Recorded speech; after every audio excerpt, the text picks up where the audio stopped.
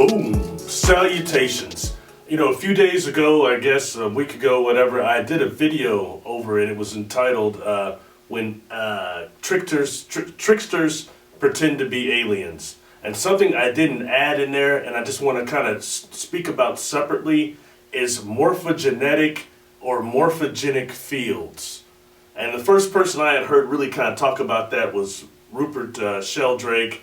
I've heard McKenna and other people kind of literate on it, but I'm going to add a little bit to it, all right? And what I know about it is that this is actually like a field of energy that can be created by the intent of a person that starts at the cellular level. So it says a lot about our intent of will, but this starts at the cellular level and then can actually go to other cells and becomes part of our whole field of energy, all right? Now, that's, as I understand it, that's kind of the morphic resonances and things like that, morphogenetic field, morphogenic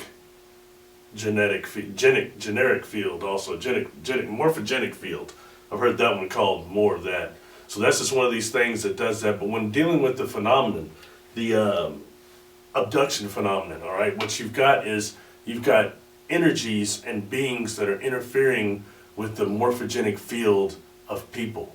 And this goes also to the level of collective consciousness, to what is the morphogenic field of humanity, the intent of humanity, what is coming off of us. Right now we can actually translate that to the Gaia concept and say that there's a lot of pain coming from the morphogenic field and through the actions of humanity on our planet here, on our sphere, and it's causing a lot of pain. And in that way, I think that the planet reached out to us and it got more pain, so then it started calling out to its parent star.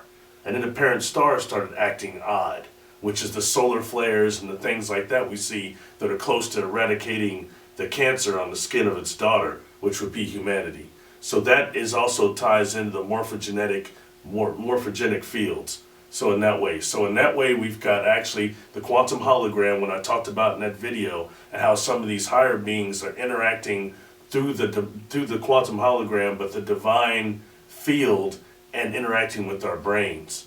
When our brains have been saturated with all this negative stuff, this abduction, and it starts generating a morphogenetic field amongst contactees, thinking, oh, I've been implanted, I've been this and that. It starts manifesting things, screen memories, things like that. So that's how that ties in, all right? I wanted to get that kind of out because I think I didn't really specifically talk about that in that other video when tricksters pretend to be aliens, but that's what I was trying to get to, is how it changed the morphogenic field.